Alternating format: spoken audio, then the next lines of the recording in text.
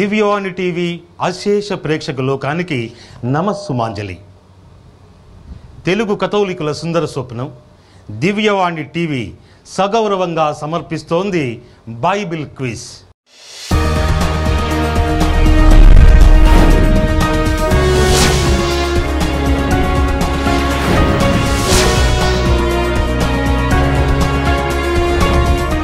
విద్యార్థుల్లో బైబిల్ చదవాలనే తపన, ప్రార్థన చేయాలనే ఆకాంక్ష కలిగించడమే ముఖ్యోద్దేశంగా ఈ కార్యక్రమం ఏర్పాటు చేయబడింది.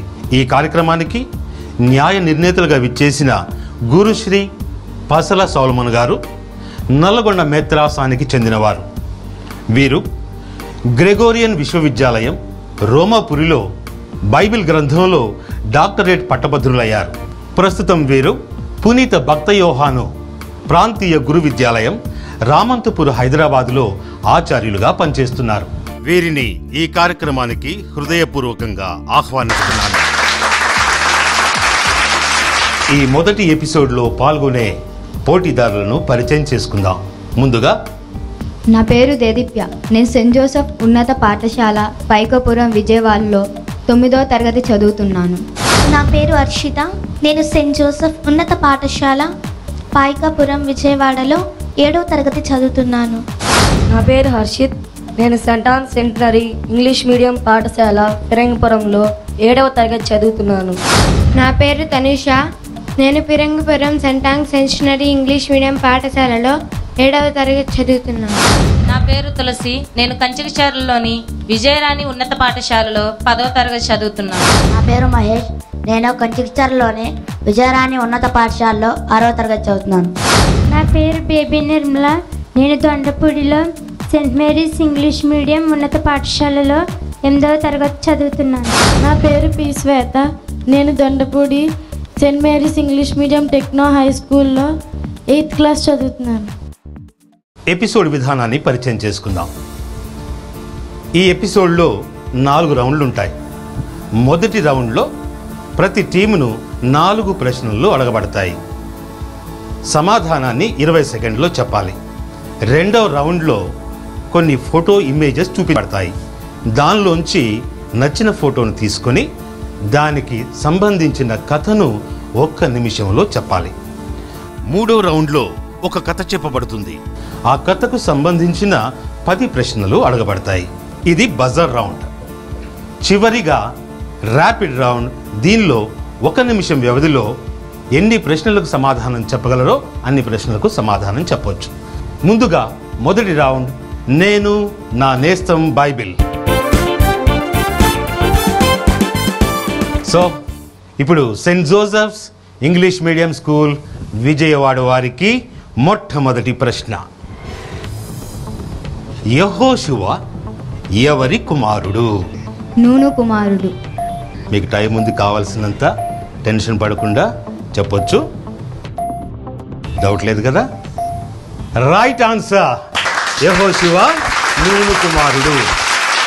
సెయింట్ జోసెఫ్ స్కూల్ విజయవాడ వారు మొదటి ప్రశ్నకు చక్కని సమాధానం ఇచ్చారు. ఇప్పుడు Saint Ann centenary school Phirangipuram వారికి ప్రశ్న. యెహోషువ పంపిన వేగులు యెరికో పట్టణంలో ఎవరి ఇంట్లో బస చేసిరి? యెహోషువ పంపిన వేగులు యెరికో పట్టణంలో ఎవరి ఇంట్లో బస చేసిరి? రాహాబు ఇంట్లో. డౌట్ లేదు కదా? రాహాబు. Right answer. యెహోషువ పంపిన వేగులు రాహాబు ఇంట్లో బస చేశారు. తరువాత ప్రశ్న. విజయరాణి హై స్కూల్ కంచికచర్ల వారికి. యెహోషువకు దేవుడు ఏమని ఆజ్ఞాపించాడు? యెహోషువకు దేవుడు ఏమని ఆజ్ఞాపించాడు? ఆలోచించుకోండి. 20 సెకండ్స్ టైం ఉంది.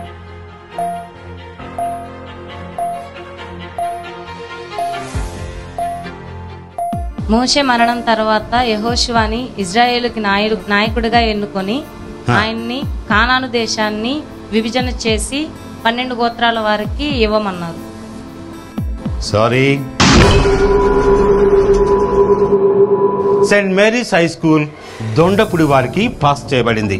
యెహోషువకు దేవుడు ఏమని ఆజ్ఞాపించాడు? యెహోషువతో లెమ్ము, నా ఇశ్రాయేలీయులను యోర్దాను నదిని దాటించమని చెప్తారు.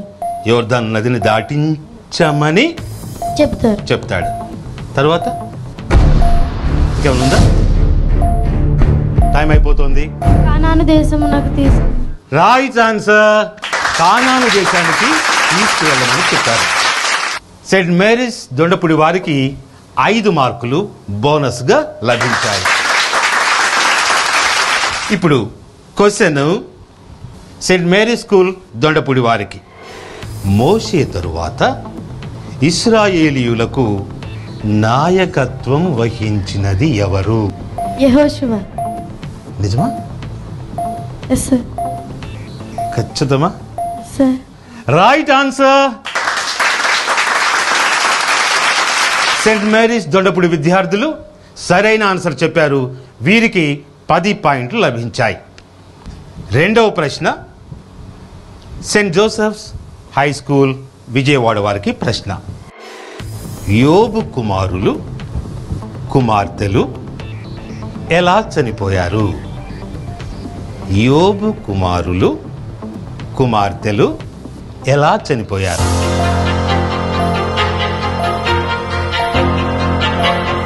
టైం అయిపోతుంది. ముందుకెళ్ళినప్పుడు ద్రాక్షాసారమును సేవించి ఉండగా అప్పుడు భవనం కూలిపోతుంది. టైం అయిపోతుంది. భవనం కూలిపోవడం వల్ల. Right answer. Saint Joseph's Vijayawada వారికి 10 పాయింట్లు. ఇప్పుడు తర్వాతి ప్రశ్న Saint Ann centenary high school Pirangipuram వారికి, యోబును గురించి దేవుడు సాతానునితో ఏమని చెప్పాడు? యోబును గురించి దేవుడు సాతానుతో ఏమని చెప్పాడు? అతను నీతిమంతుడు, దైవభక్తి కలవాడు, దేవుని ఆజ్ఞను మీరని వాడు అని చెప్పారు. మొత్తం చెప్పేశావా? మొత్తం చెప్పేశావా? కరెక్టేనా? ఎందుకు ముఖంలో అనుమానం కనబడుతుంది? Right answer.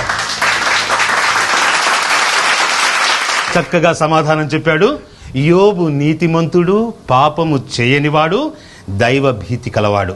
Saint Ann centenary school Phirangipuram వారికి 10 పాయింట్లు. తర్వాతి ప్రశ్న విజయరాణి స్కూల్ కంచికచర్ల వారికి, యోబు సంతానం ఎంతమంది? కుమారులు కానీ కుమార్తెలు కానీ? యోబు సంతానం మొత్తం 10 మంది. 7 కొడుకులు, 3 కూతుర్లు. కరెక్టేనా? అవును సార్. టెన్షన్ ఏం లేదు కదా? టెన్షన్ లేదు సార్. నువ్వు చెప్పింది సరైన ఆన్సరే కదా? Yes sir. Right answer. సరైన సమాధానం చెప్పిన విజయరాణి హై స్కూల్ వారికి 10 పాయింట్లు. సెయింట్ మేరీ స్కూల్ దొండపూడి వారికి ప్రశ్న. కుమారులు కుమార్తెలతో సహా తన సర్వస్వాన్ని కోల్పోయిన యోబు ఏమన్నాడు? నేను పుట్టగానే దిగంబరంగా పుట్టాను, మరణించినప్పుడు కూడా దిగంబరంగానే చనిపోతాను. దేవుడు నాకు ఇచ్చింది మళ్ళీ తానే తీసేసుకున్నారు. Right answer. Saint Mary's Dondapudi వారికి 10 పాయింట్లు. ప్రశ్న Saint Joseph's high school Vijayawada వారికి, జాగ్రత్తగా వినండమ్మా. యావే నేలపై వాన కురిపించు వరకు కుండలో పిండి గాని పిడతలో నూనె కానీ తరిగిపోదు అని ఏలియా ఎవరితో అన్నాడు?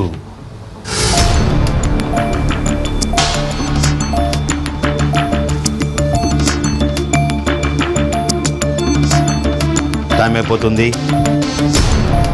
ముసలావిడితో అని. ముసలావిడ అంటే మా ఇంటి పక్క ఆవిడ, మీ ఇంటి పక్క ఆవిడ? చెప్పండి త్వరగా. Sorry, wrong answer. ఇప్పుడు ఈ ప్రశ్న సెయింట్ ఆన్ సెంటనరీ స్కూల్కి పాస్ చేయబడుతుంది.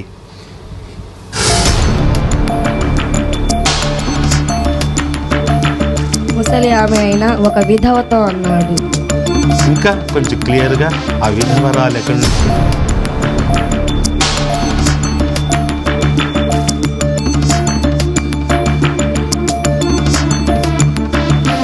సారీ.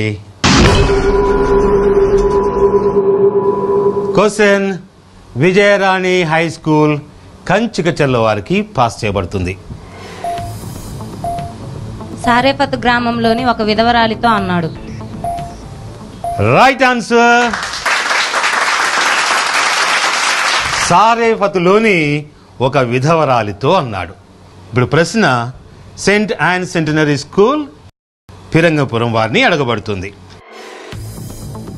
సొలొమోను యావే దేవునికి దేవాలయ నిర్మాణం ఎప్పుడు ప్రారంభించాడు? తను రాజైన తర్వాత ప్రారంభించాడు. రాజైన తర్వాతనే ప్రారంభించాడు, కానీ ఎప్పుడు?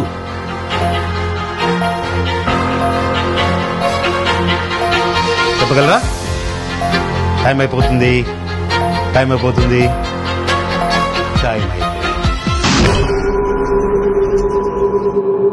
Saint an centenary high school వారిని అడిగిన ప్రశ్న విజయ మేరీ ఇంగ్లీష్ మీడియం హై స్కూల్కి పాస్ చేయబడుతుంది.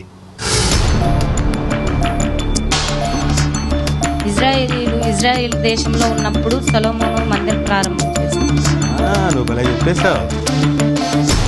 కరెక్ట్, కానీ ఎప్పుడు ప్రారంభించాడు? ఓకే, టైం అయిపోతుంది. సొలొమోను రాజుగా అభిషిక్తుడైన మొదటి ఏట. వీరు చెప్పిన సమాధానం సరైనదా కాదా తెలుసుకునే ముందు మనం తీసుకుందాం ఓ చిన్న బ్రేక్.